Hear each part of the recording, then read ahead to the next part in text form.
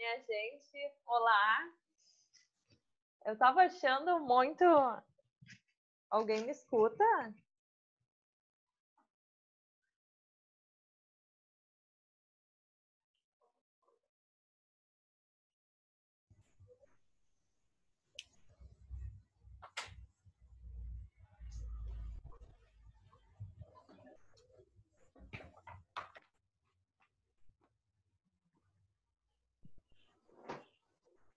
Um minuto, eu vou testar.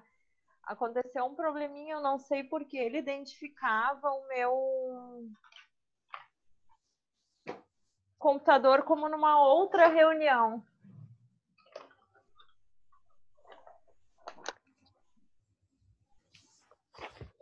Problemas técnicos, né? Alô, é? Agora sim. Vocês estão me escutando? Alô? Alguém com áudio liberado está me escutando? Sim, Lizzie, estou escutando. Eu não sei o que aconteceu, ele não identificava eu como nessa reunião, gente. Então eu estava desde as 19h30 e eu, opa, não tem ninguém na reunião, que estranho. Aí eu conversei com a Alana, Alana, tem alguma coisa estranha, né? Desculpa, falhas técnicas. A gente vai se ajustando aí as tecnologias, né? Vamos ver o bate-papo aqui. Vocês estão conseguindo me ouvir? Sim, tá, tudo certo. Desculpa aí o inconveniente. Eu vou deixar a Fran está se conectando. Graziele, o Simar, o Ramiro, a Alana, Nathalie, Camila, Pedro, Tayla e a Fran. Bom, gente, buscando aqui então um artigo. Não sei se vocês conseguiram dar uma olhadinha nesse. Eu acho esse um dos artigos mais importantes, todos que trabalham aí com odontologia equina têm a necessidade de ter conhecimento desse artigo, né? Importantíssimo. Ele não é o mais recente de todos, mas sobre o tema, mas ele aborda exclusivamente alguns assuntos, né? Deixa eu ver. Tem alguém aqui que não está conseguindo entrar. Chamou pra dentro. Eu te chamei lá. Bravo. Tem alguém que está com o microfone aberto. Deixa eu desativar o áudio da Graziele. O Ocimar está com... Gente, então a gente vai fazer como nas outras aulas. Eu vou deixar, vamos falar sobre o artigo e depois a gente abre o áudio, ao invés de fazer as perguntas só por bate-papo, pelo chat, né? Tem um chatzinho ali no canto.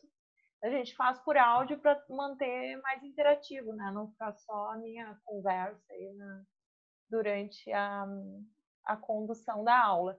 Então, para aqueles que não participaram, que é a primeira vez que estão participando, a nossa intenção é justamente que se faça uma revisão de artigo. Então, não é a minha opinião, é a opinião do autor aqui, e que isso dê embasamento científico no trabalho de vocês aí, na rotina de vocês. Tem mais umas pessoas entrando. Vou esperar só um pouquinho para a gente. Então, isso é bastante importante. E até dar algumas dicas de como se faz a leitura e de algumas interpretações dos artigos, né? Eu acho que isso é bastante importante, que motive todos a leitura desse material. Alguém quer falar alguma coisa? Perguntar? Então a gente faz isso. Eu vou deixar o áudio de vocês bloqueado, mas vocês têm autonomia para desbloquear quando quiserem fazer perguntas. Então acho que torna mais fácil. Só que o chat, ele não compartilha quando eu tô com a tela.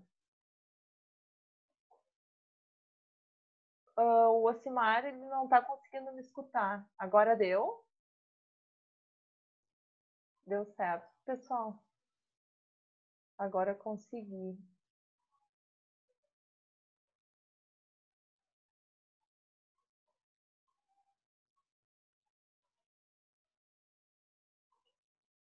Opa. Vamos lá. Então tá. Esse é um artigo de Dixon como coautor, né? Então é bastante importante, como a gente já falou nas outras aulas, sempre verificar a fonte. É uma revista bastante importante na área de veterinária, o Veterinary Journal, e é um artigo de 2012. Então, aqui, qual é o tema, qual é o título desse artigo, né? Eu já coloquei na tradução algumas ressalvas, que é o estudo da espessura da dentina secundária suboclusal em dentes molares. Aqui eu traduzi o overground, pode ser sobressaliente, essa terminologia. Vou colocar sobresaliente ou sobrecrescido. Então, na tradução, ou vai estar sobrecrescido ou sobressaliente aqui no artigo.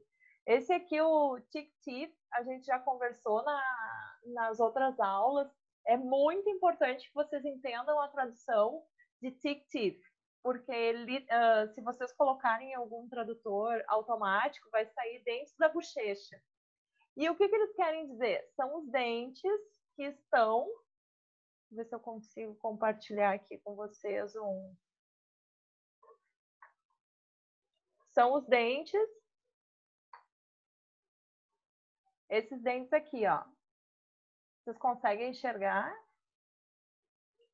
Isso aqui são os tick tips. É a fileira de 6 dentes molares que nós temos. Então... Não tá mostrando, Liz.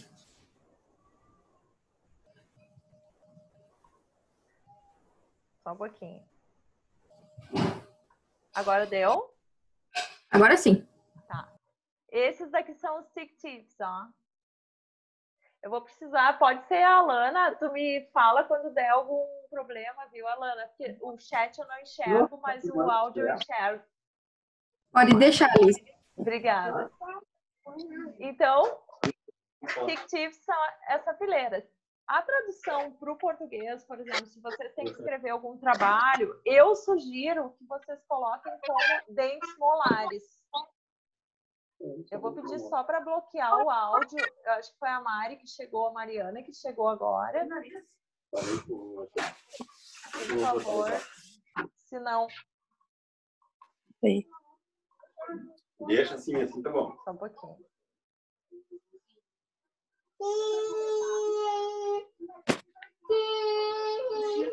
Só para Zezé ou para... Eu não estou conseguindo bloquear o áudio da pessoa, não estou conseguindo identificar quem é que está com o áudio liberado. Então, sempre que vocês entrarem, pessoal, bloqueiem o áudio para não interferir na reunião, por favor. Então, vamos lá. Então, o que eles vão buscar nesse artigo? Justamente saber o quanto de dentina nós temos na parte suboclusal. Abaixo. Então, vamos lá de novo. Aqui nós temos um dente. Está aparecendo, né? Pelo que eu vejo aqui do... Tá aparecendo, Liz.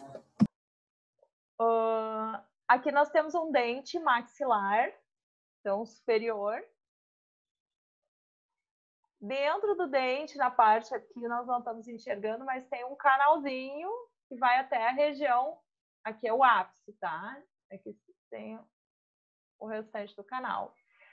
No cavalo, nós temos a particularidade deste canal ir até a superfície oclusal. Aqui é onde o cavalo mastiga, então o canal dele vem até aqui. Daí vocês vão... O do ser humano, por exemplo, e do cachorro, isso não acontece. Aí vocês vão perguntar, mas então quer dizer que vai infectar esse canal?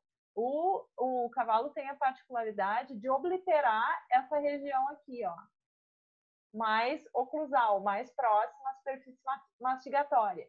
E esse artigo, ele quer saber o quê? Justamente quanto que tem dessa dentina suboclusal. O nome do elemento aqui, ele está abreviado pela sigla de SO2D. Essa sigla vocês têm que lembrar durante todo artigo, a leitura. Eu fiz até um apontamento no rodapé dele, porque isso é a base do entendimento desse artigo. Então, esse pessoal, os autores queriam mensurar num dente, não num dente normal, né? Porque isso já tem referência bibliográfica de quanto que tem de dentina num dente, num chick teeth, num dente molar, que ele vai falar inclusive ali, mas eles queriam saber quanto que tinha de dentina, por exemplo, num dente com aquele sobrecrescimento, com aquela sobresaliência, que é uma projeção, né, oclusal. Por exemplo, isso aqui é um gancho, aqui a gente tem um degrau, e esse trabalho, ele queria justamente... Acho que agora não compartilhou, né?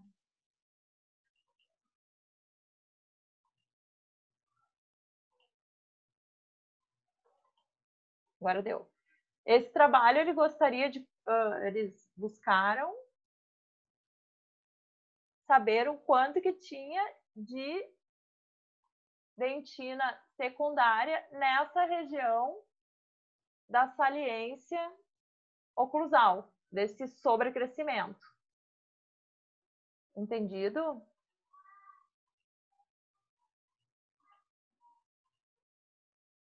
Esse aqui ficou fora do... Então, vamos ao artigo.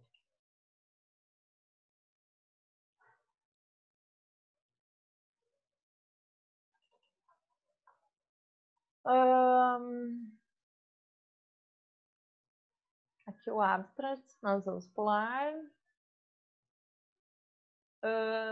Dacre foi um dos coautores, junto com o Dixon, do primeiro livro de Equine Dentistry. Ele fez um estudo bem aprimorado a respeito dos tecidos dentários, sobre a histologia. Então, a partir de Dacre, foi definido que o cavalo tem 3 tipos de dentina, né? A primária, a secundária e a terciária.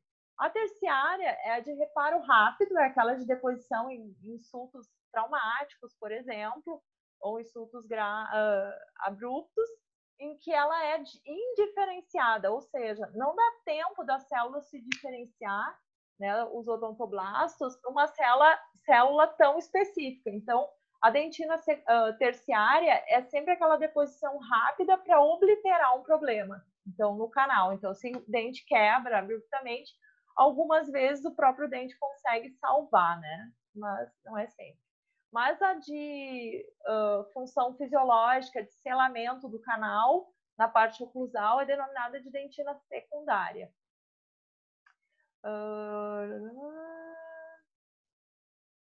É considerado mais ou menos um grau de erupção. O dente do cavalo erupciona continuamente, como a gente já viu.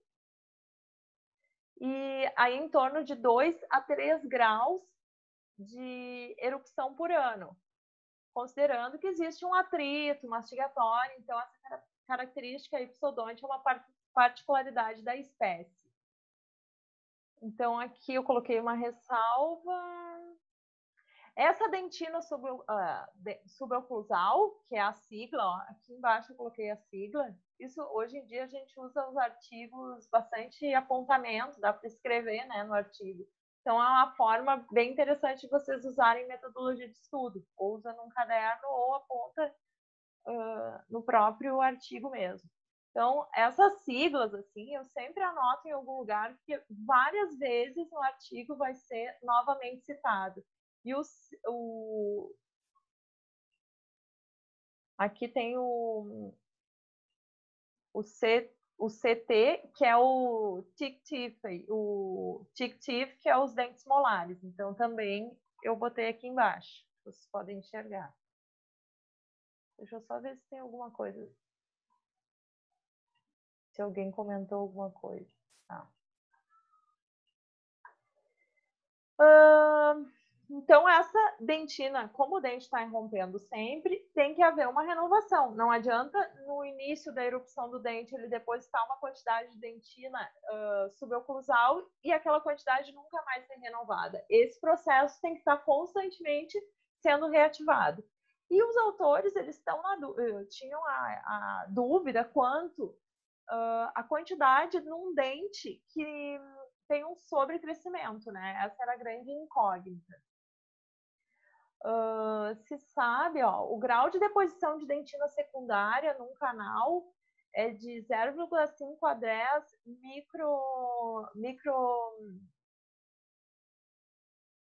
onde é que eu achei? O grau da deposição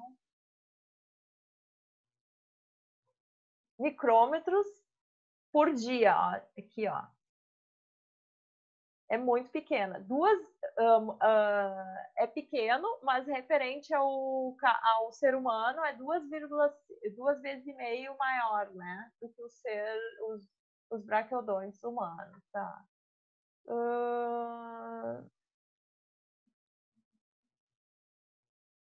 Então, ao longo da vida do cavalo deve haver essa renovação contínua, porque senão haveria uma exposição. Por exemplo, em um dente molar, que é aquele que eu mostrei para vocês ali antes, que é um dente molar maxilar, nós temos 5 canais. Então, como é que esse processo acontece, né? Tem que haver algo tem que estimular continuamente. Deixa eu ver o que mais. Aqui que ele salienta. Aqui eu já falei. Eu mudei as cores, ó, uns estão verdinhos, sabe? E nós temos uma grande incógnita ainda, que é sobre os fatores que influenciam. Não se tem um estudo muito aprofundado, ainda é constantemente os pontos aí renovados, os fatores relacionados a essa quantidade de deposição e o que estimula. Se sabe que o estímulo químico mastigatório, a pressão pode ser um fator importante aí no estímulo de deposição de dentina suboclusal. E esse dado, gente, é muito importante que vocês entendam, porque tem tudo a ver com o equilíbrio oclusal. Isso aqui é base para fazer tratamento dentário. Não tem como não saber isso aqui, porque isso determina todas as escolhas futuras de vocês, de quanto de remoção de dente pode ser realizado e quanto não pode, né? Em função de cada dente, tem uma característica específica. Além dessa própria dentina, vou voltar lá para o desenho da dentina suboclusal, que a gente falou. Aqui, ó. Então, aqui tem o canal pulpar. Aqui em amarelinho é a dentina suboclusal nessa região. E o autor quer dizer que são processos odontoblásticos. Na volta aqui, claro, não é exatamente assim, né? Isso eu estou falando na profundidade do dente. Nós temos a dentina primária. E essa dentina primária tem processos odontoblásticos microscópicos, que são extensões, prolongamentos das células sensitivas, que são os odontoblastos, na dentina primária. Então, isso é muito importante, porque algumas pessoas elas acham que só a dentina, só essa região aqui e depois o canal exposto aqui, a parte viva, é que oferece risco no procedimento dentário. Tem a parte viva. Então, durante o procedimento, nunca se pode desgastar demais o dente ao ponto de fazer uma exposição aguda desse canal. Mas não necessariamente é preciso fazer uma exposição aguda. Se for realizado um estímulo nesses processos odontoblásticos aqui, isso também é um problema. E normalmente isso acontece pelo estímulo térmico de equipamento. Então, isso também é outro ponto absolutamente importante. A forma que o equipamento é conduzido na cavidade oral, Hoje em dia eu digo, os meus alunos sabem disso, né? Eu às vezes não tô nem escutando, eu não tô nem vendo o que eles estão fazendo, mas pelo barulho que o motor faz no dente, eu já consigo saber se aquilo está equivocado, se tem algum procedimento inadequado ou não. Porque isso é muito importante. O atrito e o dano térmico que a gente pode ter indiretamente, né, vai lesar esses processos sensitivos aí, que são os processos odontoblásticos. Então, isso aqui eu botei em verdinho ali porque eu achei muito importante. Se fosse um braquiodonte é a nomenclatura dada para os dentes como o do ser humano e os dentes do cachorro. Os cavalos são ipsodontes e os seres humanos e cachorros têm uma característica braquiodonte.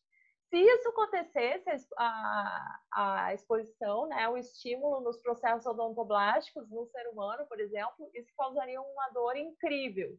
Então, o autor foi uma ressalva colocada ali nessa parte de revisão. Então, gente, tu imagina, é claro, no cavalo não se tem literatura ainda para descrever, mas nós temos que prestar bastante atenção nessa questão aí. Que mais? Então, no cavalo, né? Essa questão de tempo prolongado de mastigação, a pressão na oclusal e os estímulos pelo atrito na oclusão, se sugere que sejam influenciadores, fatores influenciadores na deposição dessa dentina suboclusal. E é descrito, isso aqui é bastante importante que vocês tenham com qual que é a espessura normal de um dente normal, não um dente com sobrecrescimento, né? Na literatura com sobresaliência. Então, dente normal é descrito de 9 a 10 milímetros de espessura aí de dentina suboclusal.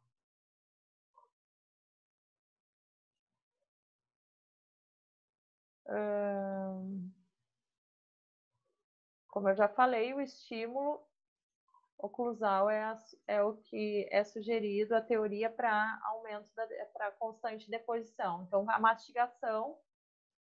Aí eu já começo a viajar quando eu leio o artigo. Cavalo encocheirado, recebendo um manejo diferente do que número de horas de mastigação, menor tempo. Será que isso tudo não influencia uma redução na deposição aí de dentina secundária? Porque um cavalo aqui, ele fala, ó, 18 horas de mastigação por dia. Um cavalo de cocheira, quantas horas vocês acham? Agora vou começar a perguntar para vocês. Calculem, enquanto eu vou continuando a aula, vocês podem ir botando no chat, depois a gente volta a conversar. Quanto tempo vocês acham que um cavalo de cocheira mastiga por dia?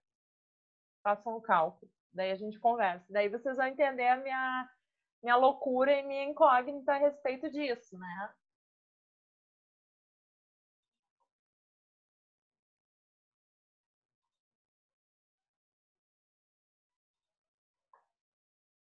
Vocês estão escutando? Tá tudo tão silencioso. Ô, Alana, dá um feedback aí. Tá tudo certo, Lizzy. Tá tão quietinho, é muito esquisito a gente dar aula. Todo mundo super no silêncio. Vamos lá. Então, ele fala aqui, outra pergunta que eu faço para vocês. Aqui eu botei uma pergunta. Que no caso desse artigo, como eu falei, ele está vendo especificamente, avaliando, os autores estão avaliando a dentina suboclusal num dente saliente, com excesso de crescimento. E aí a pergunta é, me botem aí no chat quais são algumas causas, alguns exemplos aí de sobrecrescimento, para ver se vocês participam e também me ajudam um pouquinho aí na interação.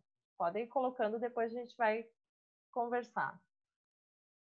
Então, reduzir esse sobrecrescimento, eu vou dar um exemplo aqui para que a gente consiga continuar a conversa, né? Essa foto aqui, eu não sei se não vai ficar cortada, eu vou tentar conseguir readequar ela. Isso aqui é um sobrecrescimento. Então, esse animal idoso, com uma anormalidade dentária muito severa por muito tempo, nunca recebeu tratamento dentário, então aqui tem um gancho, por exemplo, aqui um degrau. É um risco muito grande achar que num único procedimento é correto nivelar e colocar na linha oclusal, na verdade nem tem linha oclusal esse caso aqui, né? Ou seja, nivelar tudo isso aqui, desgastar, é muito errado. Mas, infelizmente, pessoal, eu tenho visto muito aqui no Brasil, e isso me... Ó, tem alguém que riscou ali, ó.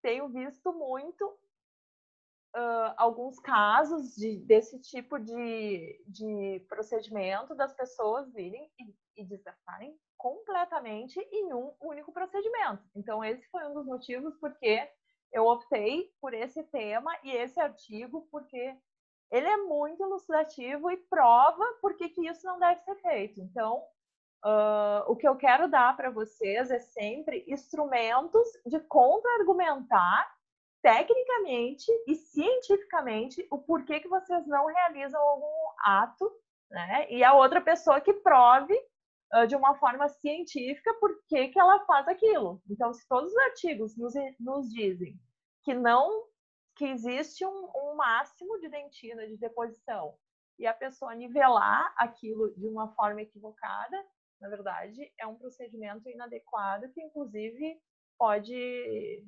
ser complicador aí para o profissional, né? Então, o que eu quero manter sempre é a linha científica dentro das ações que vocês escolherem. E esse artigo, ele é muito excelente, muito completo nisso.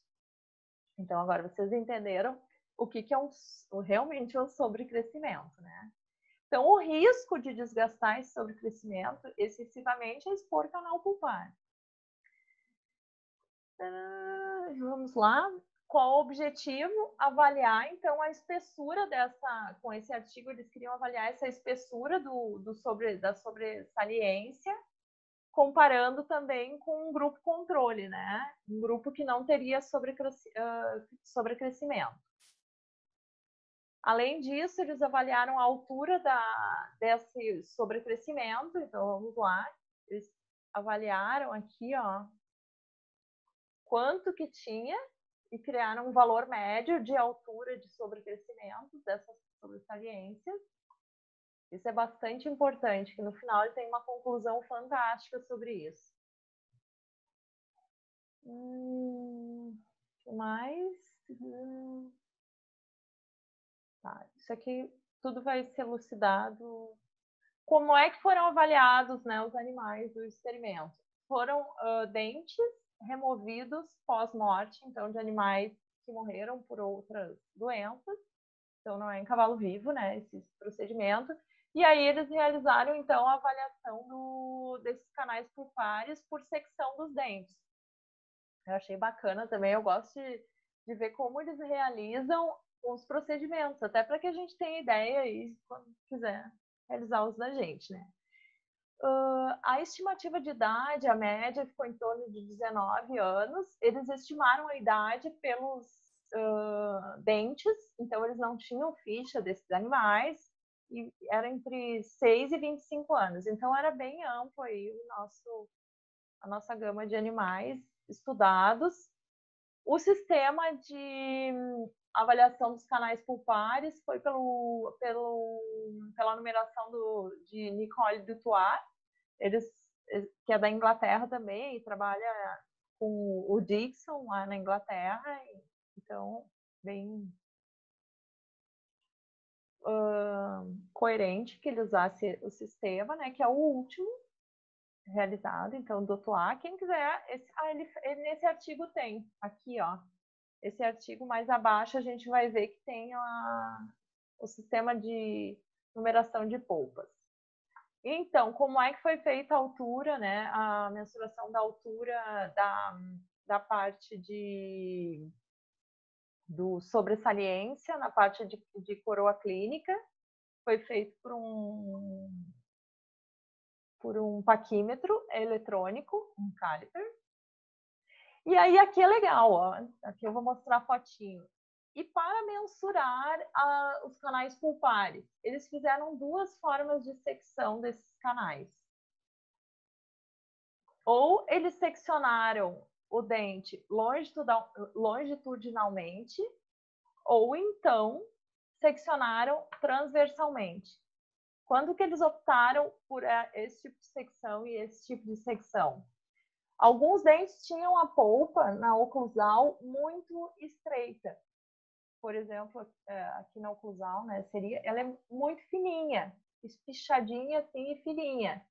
Então, o que acontecia? Aquele dente, eles optaram por como a serra tinha quase 1 milímetro de espessura, e se aquela polpa fosse muito estreita, a serra iria ocupar todo o espaço da polpa e eles não conseguiriam fazer esse tipo de mensuração. Então, eles optaram por mensurar com outro tipo de corte. Então, foi realizado essas duas metodologias aqui no trabalho.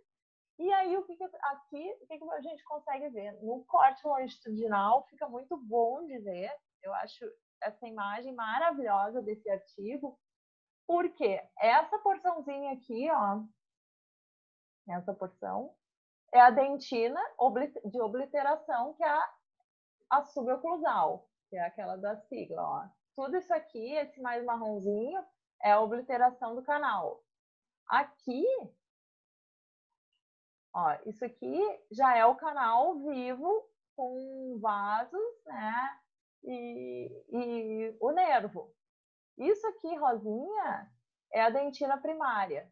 Agora, a minha pergunta é: vocês acham que o fato de não expor, digamos assim, ó, teria que gastar até aqui para a gente conseguir ver o vermelhinho do canal pulpar, né? Seria a parte sangrante, assim, gastei até aqui, digamos, é errado, mas estou fazendo uma hipótese, né? Uma possibilidade para vocês. Gastou até aqui, fez uma exposição aguda de polpa. Mas olha só do lado o que a gente tem aqui, a dentina primária. Lembra que eu falei dos processos odontoblásticos e tal? Então, como é muito perto, né, para fazer uma agudização de um processo, mesmo pelos processos odontoblásticos, porque eles estão aqui, ó. Não precisa gastar, fazer uma exposição de aguda de polpa para se ter um estímulo doloroso. Isso é uma hipótese, não se sabe o quanto de estímulo no processo odontoblástico é necessário, mas é uma grande dúvida. E nessa imagem fica bem evidente. Isso aqui no centro é um infundíbulo. Então, esse aqui é um dente maxilar. Esse aqui é um dente mandibular.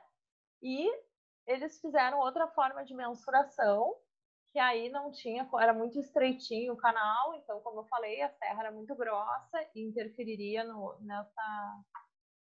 nessa secção, né? Acabaria com a polpa só na hora de desgastar. Então, eles fizeram esse corte transversal, secção transversal, e introduziram uma agulha dentro do canal e fizeram uma marquinha na agulha. Ali no artigo diz, eles usaram como padrão 20 milímetros de profundidade, porque eles sabiam que em 20 milímetros tinha que ser a primeira secção tinha que ser abaixo, aqui, né? É um corte transversal, mas tinha que ser abaixo da dentina suboclusal. E aí eles colocavam a agulhinha, e quando a agulhinha encostasse em algo firme, rígido, então eles faziam essa marca aqui, ó, a marquinha aqui, e depois mediam com o paquímetro o quanto tinha penetrado, que seria mais ou menos o quanto penetraria aqui até encostar na dentina suboclusal, e depois subtraíam do total da altura, né? Medida daqui até a ponta da agulha. Mais ou menos essa era a ideia. Foi a metodologia. E os resultados... deixa eu ver se tem mais alguma coisa. Foi usada uma agulha hipodérmica, comprimento inserido no canal pulpar. Isso aqui eles consideraram a soma da lâmina nos cálculos. E a soma da agulha também para calcular toda a espessura.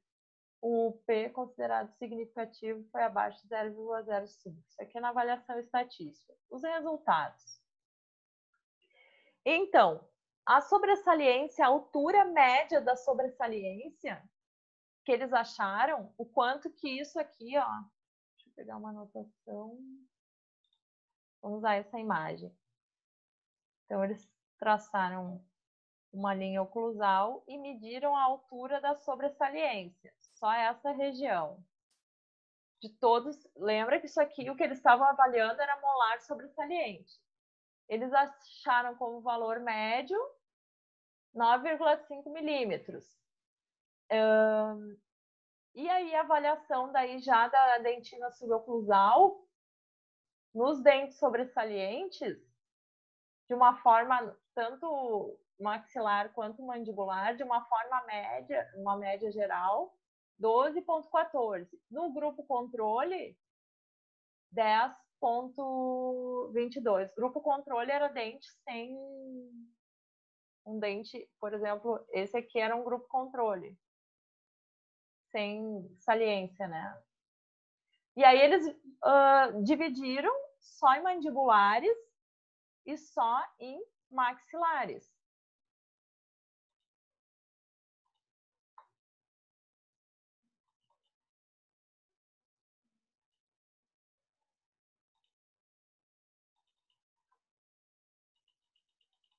Então, o que eles acharam? 11,4 e depois o grupo controle em relação, muito perto, muito parecido. Nos mandibulares, a quantidade de dentina suboclusal, né? Nos maxilares tem uma diferença significativa. Na média geral, isso aqui, no final, eu vou deixar para falar no final, que vai ficar mais fácil de vocês entenderem essa média da diferença, porque isso é o ponto principal para entender a conclusão que eles chegaram. Mas fica mais fácil a gente falar no final sobre esses. Eu volto nessa questão, tá? Então, aqui eu só assinalei para a gente chegar àquelas conclusões ali, né? De todas as.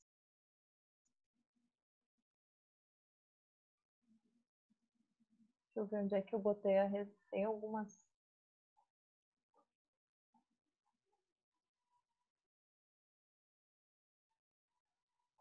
Vamos lá, vamos falar um pouquinho da discussão, que daí eu pego esses resultados, os valores de resultado. Então, eles acharam resultados no trabalho deles bastante parecidos com o que já havia nas publicações e aí em outros artigos, né? Então, por exemplo, a média da sobressaliência de 12,14 nos trabalhos anteriormente publicados, aqui em 2010, ele fala de White Dixon, estava 9,99 e depois 9,23. Se a gente colocar ali o grupo controle, que é dente normal, sem sobressaliência, está muito próximo com os valores encontrados por outros autores. Então, isso é importante, porque não tem um valor discrepante. Significa que a metodologia, a parte de protocolo e experimental do trabalho foi coerente, porque condiz com os outros artigos aí publicados. Então, nesse artigo, ele também achou na diferenciação de dentina suboclusal, tanto dos mandibulares quanto dos maxilares, houve uma coerência muito perto, muito semelhante com os valores publicados por Dixon em 2010. Então, isso é bastante positivo aí para esse artigo, né? Até porque um dos autores é o mesmo. Então, isso é... Algumas hipóteses aí para esses resultados que ele encontrou.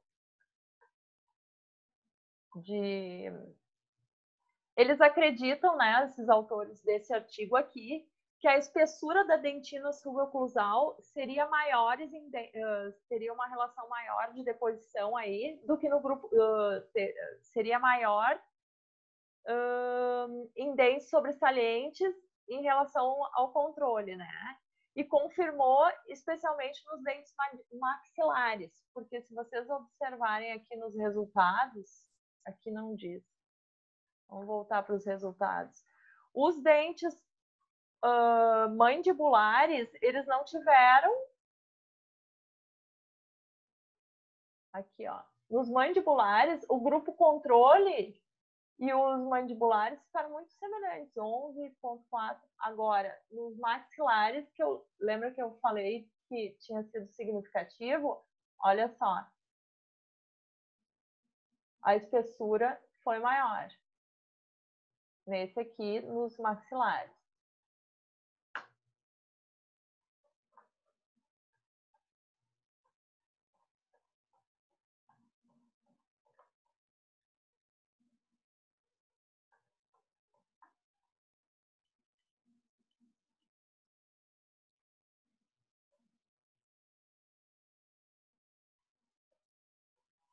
É um artigo pequenininho, não é muito longo. Mas o mais importante desse artigo é essa parte aqui, ó. Que eu achei, que eu coloquei em verdinho aqui. De acordo com os resultados, apenas 18% da altura da coroa clínica do dente sobressalente contém a dentina essa suboclusal. A deposição de pouca dentina em dentes sobressalentes. O que eles fizeram, né? Eles mensuraram, vou pegar um dente para que vocês entendam, porque essa parte é bem difícil de entender. Eles fizeram a altura aqui, essa altura aqui, que deu em média 9,5 milímetros. Tá? E aí compararam a diferença, compararam a quantidade de dentina suboclusal e fizeram a diferença com o grupo controle. E eles encontraram 1,73, deixa eu tentar botar aqui, 1,73 milímetros de diferença. E isso é aquilo que o autor coloca no final. Apenas 18%, então,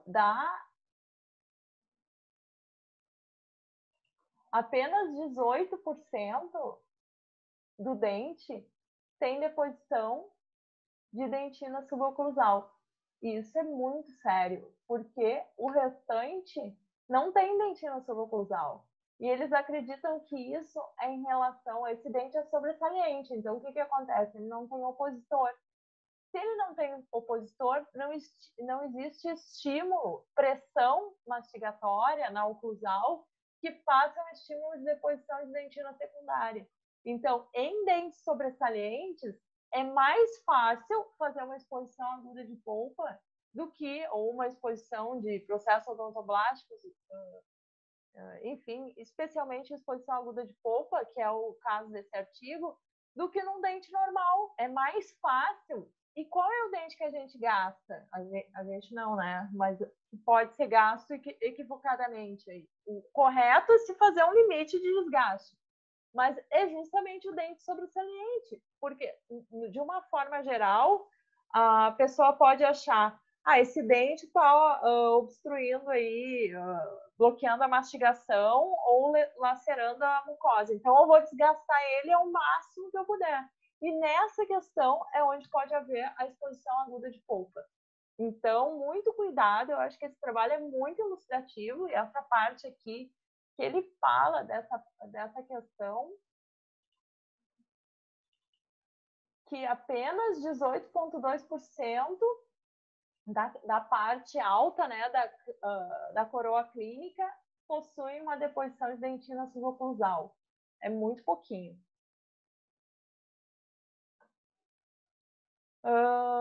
Então, esses achados, né, condizem que a estimulação oclusal é importante para a deposição de dentina suboclusal. Aqui, não realizar procedimentos, é importante, procedimentos de remoção de sobrecrescimento, sobressalências em um único procedimento. Então, nesse artigo está evidenciado Então, se um dia vocês precisarem explicar, abordar com um cliente, vocês têm uma referência, deixem em mente sempre esse artigo, tem uma referência bem importante que do porquê que tem que ser feito a cada 4 meses, enfim, em tempos mais estreitos, não é para se receber mais dinheiro ou uma ação mercenária. Não, é por uma ação técnica. Esse é o motivo por que o cavalo deve ser atendido com estreitamento entre os procedimentos. E a literatura está comprovando, está provando o motivo, né?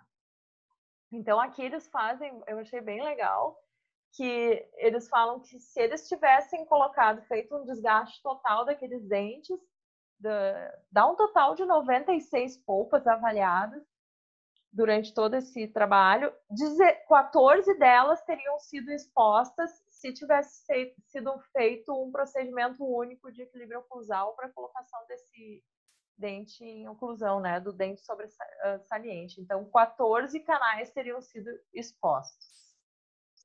Além disso, salientam o dano térmico, não necessariamente um dano direto de exposição aguda, mas o dano térmico deve ser sempre lembrado. E o desgaste, a redução gradual e de apenas alguns milímetros é a forma de se evitar danos aí ao canal pulpar. A conclusão que os dentes molares com sobrecrescimento excessivo possuem uma dentina suboclusal mais fina que em relação aos dentes, isso comparando com os dentes do grupo controle, e consequentemente a redução completa do sobrecrescimento causará exposição em muitos dentes sobrecrescidos. Resumo, né? É um trabalho, não é muito complexo, mas que ele elucida bastante aí essas questões de quanto que se deve gastar ou não. Então, não é a opinião de fulano e de ciclano. Existe um dado científico que nos diz o motivo por que não deve ser nivelado completamente aí a oclusal desses dentes sobrecrescidos. Ó, aqui vamos às respostas das perguntas. Então, agora estou aberta às perguntas. Quem quiser ir falando e perguntando alguma coisa ou falando alguma exposição aí, para agregar, estamos com os microfones abertos, né? Então, 8 horas. Então, o cavalo de cocheira comeria um total de 8 horas. E na natureza, a campo, umas 18 horas. Então, isso eu acredito que também já vai interferir no nosso processo natural aí. Claro, não se tem esse estudo comparativo de quanto de deposição de suboclusal num dente normal, né? De um cavalo em criação e manejo extensivo versus manejo na cocheira com tempo restrito de alimentação. Pode influenciar? Talvez sim.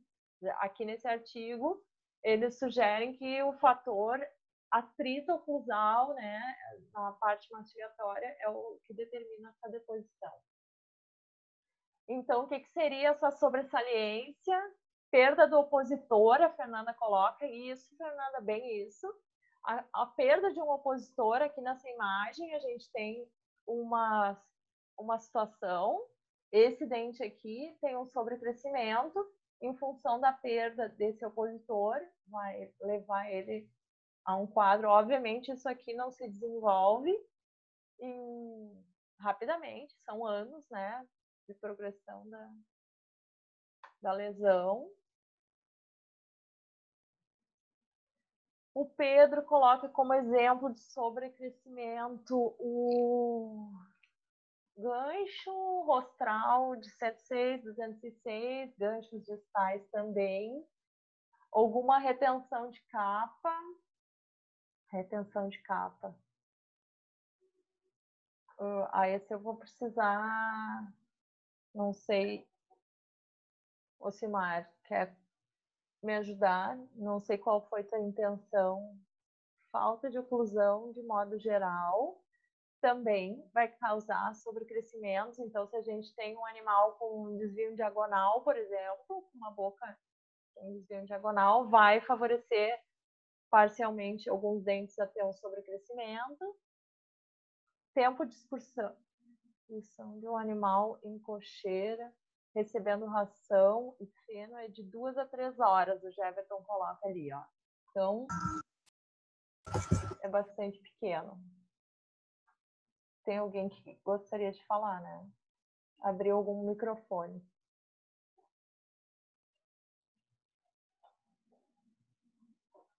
Perguntas, pessoal?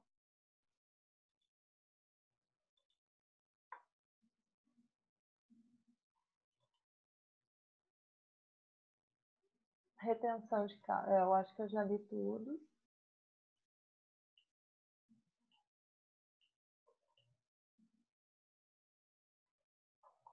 Sem perguntas? Gostaram do artigo? É importante, ou seja, né, quando a gente tem o dente com alguma sobressalência, muito cuidado.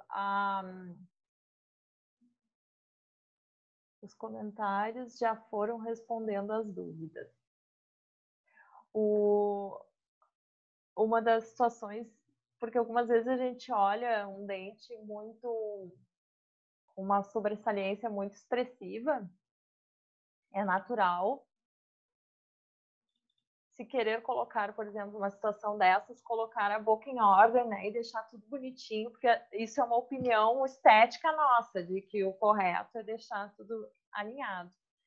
Mas, nesse caso aqui, apenas um arredondamento, uma remoção parcial dessa porção aqui, que está fazendo uma laceração bastante severa na região de tecido mole. Esse cavalo aqui foi um paciente meu há muitos anos atrás, ele fez um abscesso em tecido mole, não chegou a fazer um abscesso mandibular, mas na região da mucosa, de bochecha mesmo, e bastante grave, horrível. Isso aqui não tem realmente como, já tinha 22 anos esse animal, não tem como se corrigir completamente, mas obviamente aliviar esse processo doloroso é importante. E esse arredondamento também. Então, por mais que a nossa intenção seja de adequar, colocar, parece, né, que é o correto, não se deve, não é o adequado. Aliviar a pressão sobre a mucosa, o tecido mole ou sobre um lóculo específico já é suficiente e já dá um conforto bastante grande para o animal. Maior Olivier, deixa eu fazer uma pergunta. Claro. Em relação a esse desgaste e para tentar promover, né, o equilíbrio oclusal, a cor da dentina é um bom parâmetro? Se considera um bom parâmetro? Quando que eu tenho uma certeza da exposição do canal pulpar, se é só pela cor, ou se tem mais alguma coisa que eu posso fazer, algum teste? E qual que é o protocolo de capeamento que você utilizaria, assim, numa situação hipotética? Tá, são várias perguntas, né? Vamos por partes. A coloração, sim, como vocês viram no artigo, no início ali do desgaste, no início do desgaste não, nessa parte aqui, ó.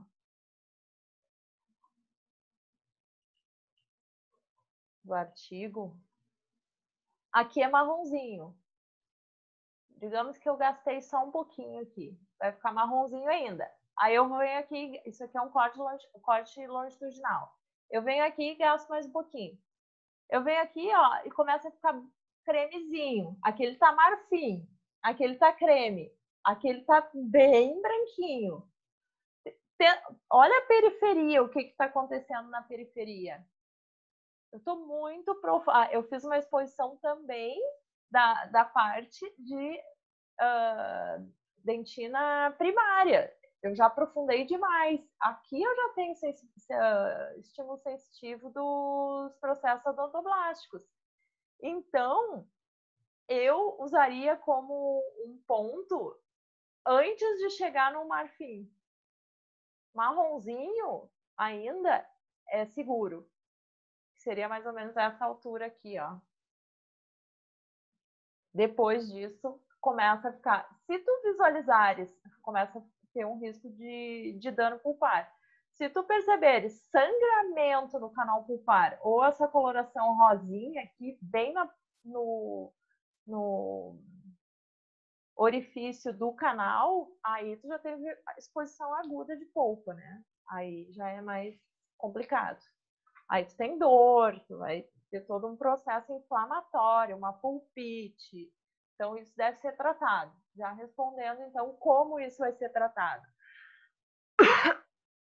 Obviamente, a dificuldade do tratamento de canal pulpar agudo, a exposição, assim, em casos agudos durante um procedimento, é tu estares preparado para isso. Então, tem que ter o material, o melhor material que se considera, né, biocompatível e tem uma resposta positiva aí nos canais dos cavalos, é o hidróxido de cálcio. Então, a limpeza local com clorexidina é importante, afinal de contas, foi utilizado um equipamento que, por mais que esteja limpo, ele estava sendo utilizado em toda a cavidade oral, né? Então, distribuiu aí uma flora bacteriana por toda a parte oclusal. Então, limpeza com clorexidina no local da exposição de polpa, primeira coisa. E depois, obliterar com hidróxido de cálcio é a forma ideal. O grande problema é que o hidróxido de cálcio ele não vai fixar. Deixa eu tentar mostrar aqui no quadro branco. Aqui nós temos uma polpa vista de lado. O ideal é que se faça uma cavidade como se fosse um cogumelo. Assim, faça um buraquinho na polpa para impregnar esse hidróxido de cálcio aqui dentro, ó. Só que para isso tu tem que ter um equipamento, uma broca esférica que consiga fazer esse corte em cogumelo.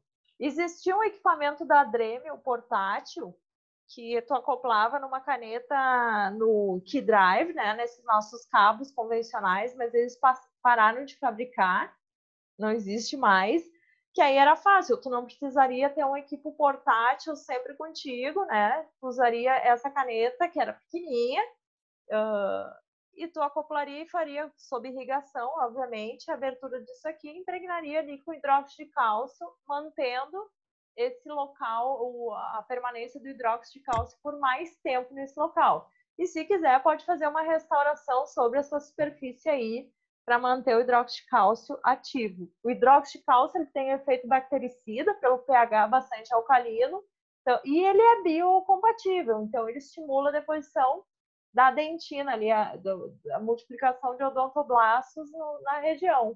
Então, ele é bastante positivo. E no cavalo é o que se tem de mais positivo aí de material. Mas, claro, tem que ter, se não tiver essa broquinha de abertura, pelo menos a colocação do hidróxido de cálcio na superfície oclusal já vai ajudar. E ali já vai. Só que tem que estar seco, né? Tem que ter parado de sangrar. O que eu sempre indico também para o pessoal ter na mala, né? Então, clorexidina 2%, uma ampolinha, pelo menos, algumas ampolas, uma ou duas ou três, de adrenalina, porque se estiver sangrando demais, coloca uma gota ali para esse processo de sangramento agudo ficar interrompido e conseguir ser feito curativo. E depois o hidróxido de cálcio. E se possível, ele já vai estar normalmente seco ali, não pode ser. Ele seca rápido.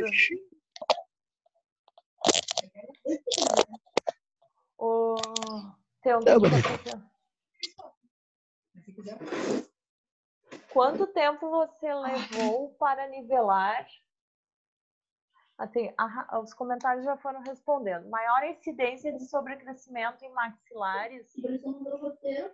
Oh, merda. Eu não entendi essa pergunta, Fernanda. A Fernanda tá aí ainda. É no artigo ou na minha vida? Difícil. Não sei se essa pergunta é para mim ou se essa pergunta é para o Dilson. Quanto tempo você levou para nivelar aquele cavalo do Ocimar, aquele cavalo do... Tem alguém que está com o microfone aberto. Agora desativar o som. Tem umas que eu não entendi. O tempo de reavaliação para este cavalo, este animal se mantém semestralmente? Aquele animal, esse aqui, ó. Então, esse animal tinha 20 e tantos anos, né? 20 e poucos anos. Nós temos que considerar que a taxa de erupção dentária de um animal idoso, ela cai bastante. Então, não tem aquela taxa de, por exemplo, 5 milímetros ao ano. O animal idoso vai cair bastante, mesmo que não tenha opositor. O que eu recomendei nesse caso, que o animal fosse reavaliado em 4 meses. 4 meses seria um tempo interessante para reavaliação desse animal. A gente sabe que nem sempre isso acontece, né? Esse animal ficou ótimo, ele estava sem conseguir comer e, obviamente, o cliente optou, ele era um animal aposentado, que estava a campo, em manejo extensivo, então ele não estava sob manejo confinado e acabou ele não revisando mais. Então, eu não vi mais esse paciente depois desse procedimento. Mas a recomendação é 4 meses de nivelamento, para que seja feito aí a continuação do procedimento de nivelamento. O desgaste, arredondamento é o que gerará o estímulo para a formação de mais dentina? Não. A Helenice, não. O que gera Não, o procedimento, eles colocam alguma coisa aqui, deixa eu ver no artigo, para que eu não cometa nenhum equívoco. Eles falam em algum momento do artigo que Mas durante a mastigação do cavalo, esse atrito que ele faz é o que realmente sugere que faça o estímulo da deposição de dentina, né? Suboclusal.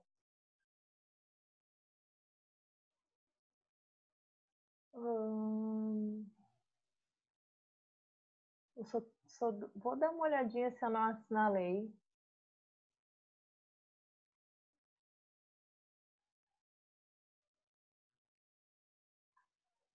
A questão do próprio procedimento.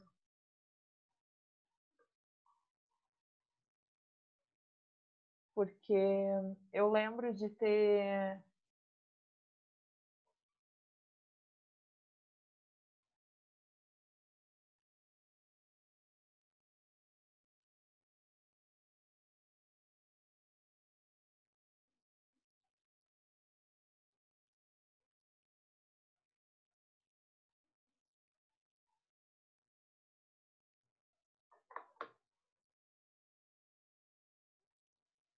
o objetivo sempre é dar conforto, redução... eu vou ler com calma para te dizer certinho e te respondo. E posso falar no próximo encontro também. Se o próprio procedimento, o fato do atrito do equipamento na superfície oclusal, se isso estimularia o aumento de deposição de dentina suboclusal. Eles falam no artigo em algum momento. Não é nada comprovado, mas pode ser alguma ressalva do autor. Mas não existe comprovação que isso vai fazer um estímulo, né? Mas, em tese, é uma forma de se ter um estímulo Só que é muito agudo, né? O estímulo gradativo, mastigatório, a gente tem todo dia, minuto a minuto, estimulando. Então, isso realmente acaba sendo mais efetivo. Isso já é comprovado, né? E que acredite-se que é o que funciona no caso do cavalo. Casos gerais, embora... A Fernanda pergunta. Casos gerais, embora a causa seja perda do opositor, é mais frequente a incidência desses casos em molares maxilares ou é indiferente a incidência, na minha opinião? Eu acho que é indiferente. Claro, existem algumas anormalidades, eu acho que isso está muito relacionado também com a raça que a gente atende. Por exemplo, tem algumas anormalidades oclusais, por exemplo, gancho em 106 e 206. O pessoal que não está familiarizado com a... Esse aqui é o dente 206 e da arcada contralateral é o 206. Eles são numerados, né? Todos os dentes. Então, um gancho aqui, uma sobressalência, pode estar bem relacionado com questões aí raciais. Então, nós vamos encontrar uma incidência maior, de repente, por exemplo, na minha rotina, se eu atendo mais cavalos da raça quarto de milha, obviamente eu vou ter uma incidência maior. Alguns cavalos de pismo também vão ter mais incidência de ganchos rostrais e, consequentemente, ganchos caudais, porque há uma projeção da maxila em relação à mandíbula, predispondo a essas sobressaliências. Então, eu vejo muito, o que mais acontece de sobressaliência talvez sejam esses ganchos rostrais, pequenos, né? Mas acontece, e um pouquinho na região caudal também. Isso também muda bastante com o tempo, como com o passar dos anos a gente vai tendo muito cavalo de reavaliação, então a estatística cai um pouquinho, porque os cavalos eles vão corrigindo, algumas vezes a gente consegue corrigir, e depois de um tempo eles mesmos, o próprio cavalo começa a fazer essa parte de equilíbrio, né, da arcada. Então, nós damos o start inicial e depois eles conseguem fazer uma manutenção em função da mastigação. Eles readequam, mantêm esse procedimento. Então, na minha rotina, eu nunca fiz esse levantamento do número exato da incidência, mas pensando de uma forma genérica, eu acredito que da maxila,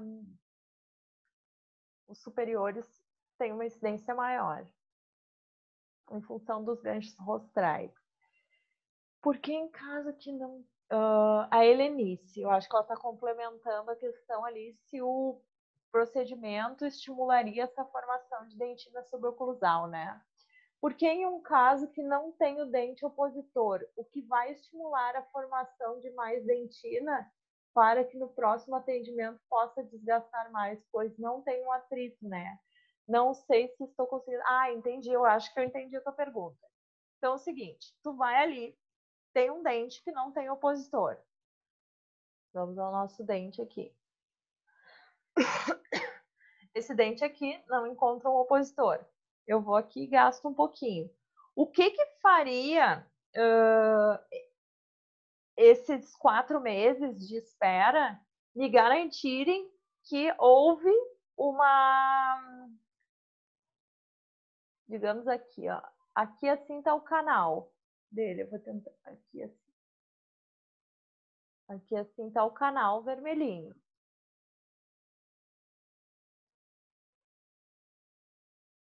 Aqui assim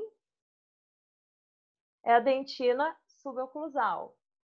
Nesse procedimento, eu gastei aqui. Ficou um pouquinho de dentina aqui suboclusal. Mas o que eu espero? Em 4 meses, que haja um estímulo, deposite mais, e como se encolhesse essa região, e aí fica mais longe esse canal, né? Então, eu posso, nos 4 meses, depois de 4 meses, vir aqui gastar mais um pouquinho. E assim vai, até eu conseguir, vai encolhendo isso aqui e eu vou conseguindo fazer esses desgastes. A pergunta da Helenice, se eu não tenho, porque, segundo os autores, o que faz essa estimula é a pressão que é exercida. Então, se eu não tenho essa pressão do dente opositor, desse aqui, porque está ausente, o que aconteceria, né? Na minha opinião, existem outros fatores que em alguma situação foram sugeridos e outros artigos também falam sobre isso, que o estímulo químico da cavidade oral e o movimento mastigatório em si é um fator que vai, provavelmente eu não vou ter essa deposição de dentina secundária como num dente normal, como já foi demonstrado nesse trabalho, que há uma deposição menos efetiva, com um grau menor, né, do que um dente do grupo controle. Então, isso sempre deve ser considerado, que a minha quantidade de dente vai ter que, de remoção por procedimento tem que ser menor.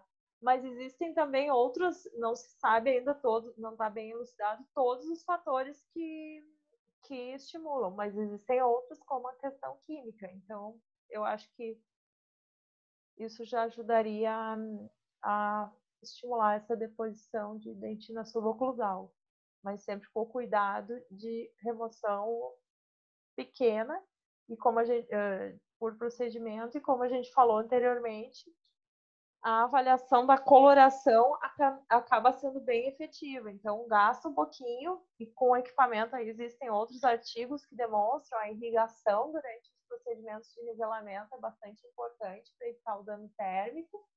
Gasta sob irrigação e avalia com o espelho para ver a coloração dessa região que está em desgaste. E aí tu vai definindo durante o procedimento se continua, né, a quantidade de dentina que pode ser removida aí, de superfície oclusal que pode ser removida.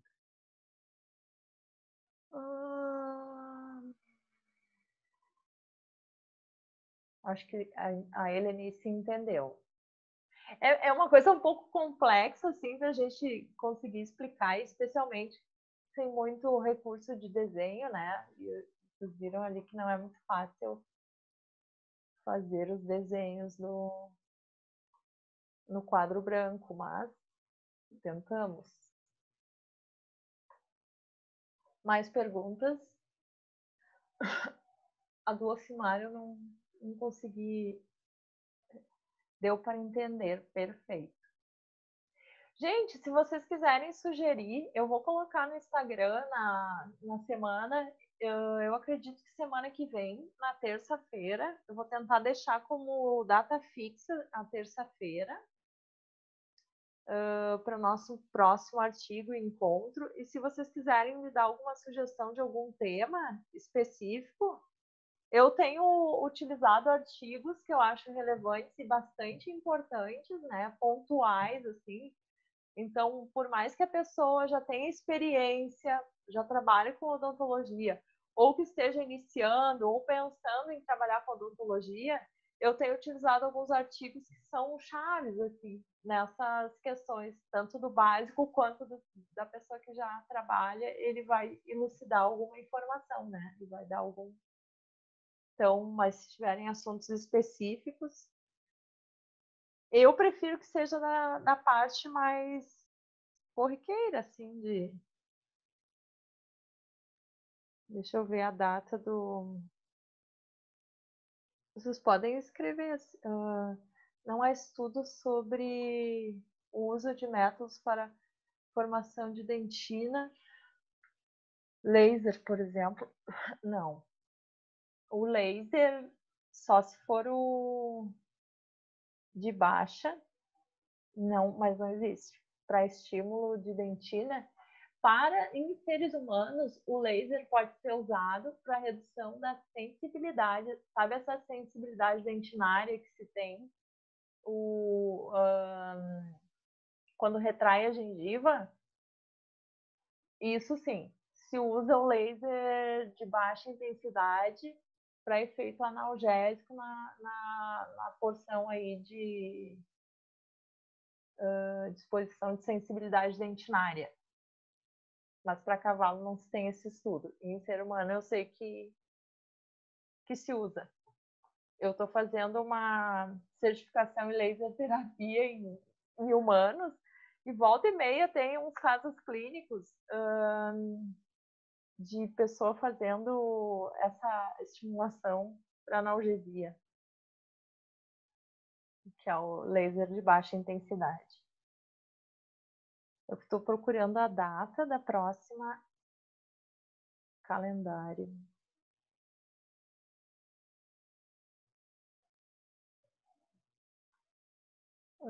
Posso fazer uma sugestão?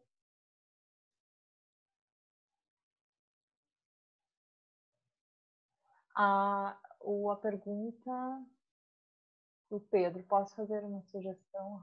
No estágio, eu sempre ficava muito em dúvida, ainda fico, em relação à radiografia. Do tema ser a radiografia? Radiologia?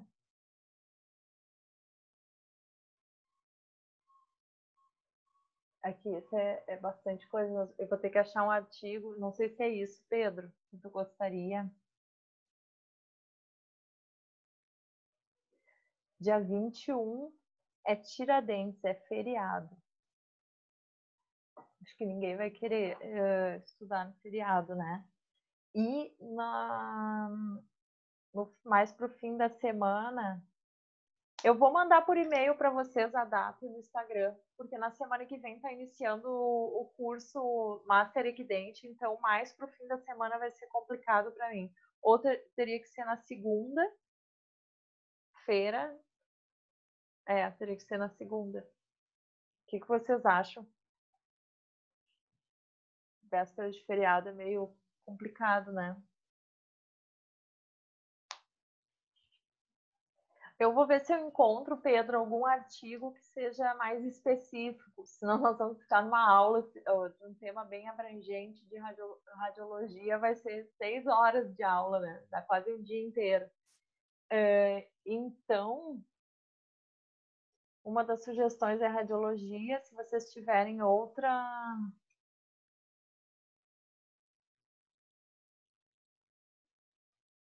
Então tá, ó, segunda o pessoal topa, né? Tá todo mundo meio de quarentena, né? Não dá pra...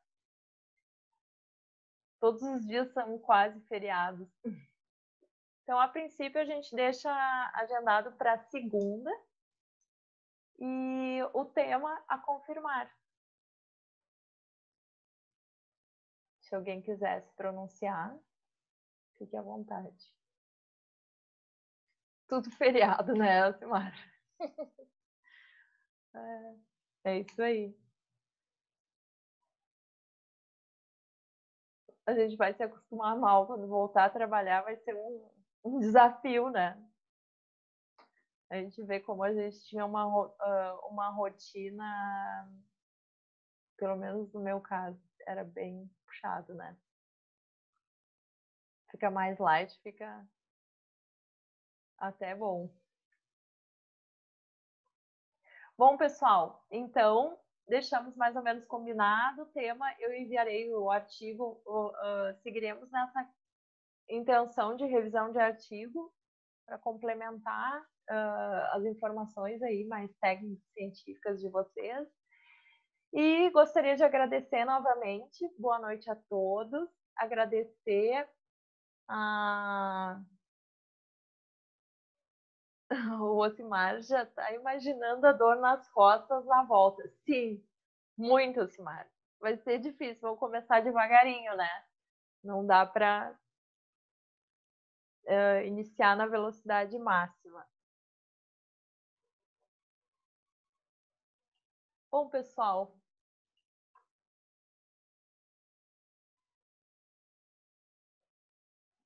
era isso. Fico à disposição se quiserem perguntar alguma coisa, enfim.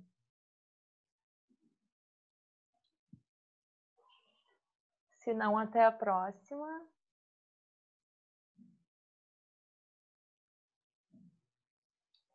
Cada vez mais pessoas na turma. Ah, a gente não fez uma foto, né? Vamos tentar deixar as pessoas todas no quadradinho, assim. Eu vou tentar fazer um print de tela. Acho que deu.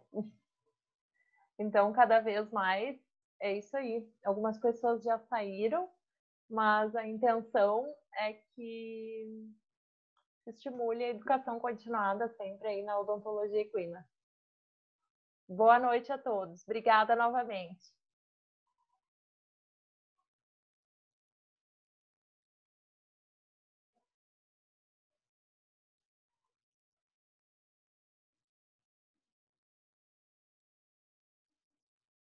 Eu estou lendo o chat, tá?